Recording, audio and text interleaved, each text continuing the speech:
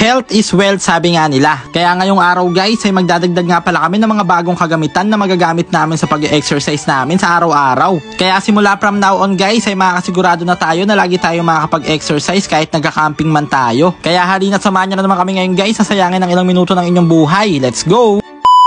What's up sa inyo mga itik? Ngayong araw guys, sa wakas ay mariresolbahan na nga pala namin ngayon yung isa sa pinaka-problema namin dito sa aming project go-kart. Yung gulong kasi neto guys, sobrang lambot na lahat, 4 na gulong, tapos hindi rin pala namin siya kayang i-vulcanize. Pero buti na lang guys, nakaisip sila kuya na magandang idea. Lalagyan na lang daw nila yung gulong neto ni go-kart na itong styrofoam. Eto nga pala guys, yung styrofoam na to, ano siya, liquid siya, tapos i-spray namin siya dyan sa loob, tapos hihintay lang siya tumigas hanggang aalsa yan na parang tinapay, tapos magiging styrofoam na siya. Tapos titigas na yan guys. Ayun yung naisipan nila kuya. Hindi lang namin sure guys kung effective ba yun ha. Pero wala na kasi talagang no choice. Hindi na talaga obra dito guys yung hangin. Kasi tignan nyo, pati yung mags niya mismo basag na. Tumagas na dito sa kabilo. Mahirap kasi maganap niyan guys eh. Kaya mahal pa yan. Original kaya DIY na lang tayo guys. Ito lang yung naisipan namin paraan eh. Para gumana lang siya. Magkaroon lang siya ng laman. Ito kasi tol, ito yung ginamit natin dun sa ano. Yung ano te, tawag dito. Ito yung ginagamit na ano. Nagiging styrofoam. Tama siya. Parang styrofoam? Ganun. Styrofoam ng rep, parang ganun. Okay. Ayan, naman yan. Tapos pag natuyo yan tol,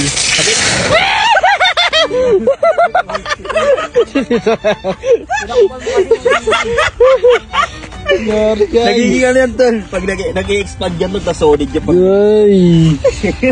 At ayan na nga guys, pinaglalagyan na nga pala lahat ng gulong dito. Bali 4 yan kasi 4 malambot dyan guys. Tapos papatuyuin lang natin yan. At habang inihintay nga pala natin tumigas yan guys, ay eto nga pala ang trip namin ngayon. Meron nga pala kaming nabiling bagong punching bag na second hand. Kaso nga lang guys, wala pa siyang laman. Pero buti na lang may natagpuan kami dito sa tambakan ng basura dito sa Gedli na punching bag na luman-luma na. Tapos pag try namin suntok-suntokin to guys, napakalambot lang niya, hindi siya masakit sa kamay. Kaya naisipan namin, nakuhanin na lang namin yung nasa loob niya. Tapos ayun na lang ilalagay namin dito sa nabili namin punching bag. Nung una nga guys, naisipan namin na graba yung ipalaman namin dito. Kaso nga lang baka medyo masakit siya sa kamay. Kaya ang swerte namin guys, saktong-sakto may nakita kami ditong punching bag na tinapon na. Ano kaya pagkuha mo dyan niya, may pera no? Oo, nakagano no? Tol, gold bar, kulay silver no? Oo, pwede rin, paldo ka dyan. Pero nakakatakot din yung ganito tol no? Pwede may mga ahas dyan. Pwede talaga to.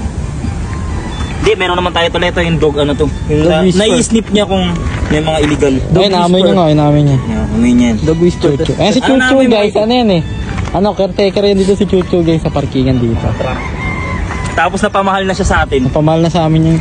Naiyak-iyak nga yan guys pag naalis kami. Chuchu. Kaya hindi kami makapag-travel guys. Kasi kapag sumasampa pa lang kami doon, naiyak na yan. Lalo pag in-start ko yung makina. Yan, pwede na yun tol.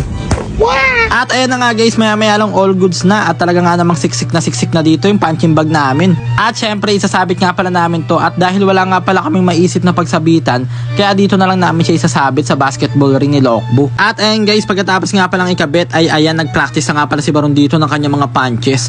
Grabe, lakas sumuntok, parang si ano, parang si Mark Tyson.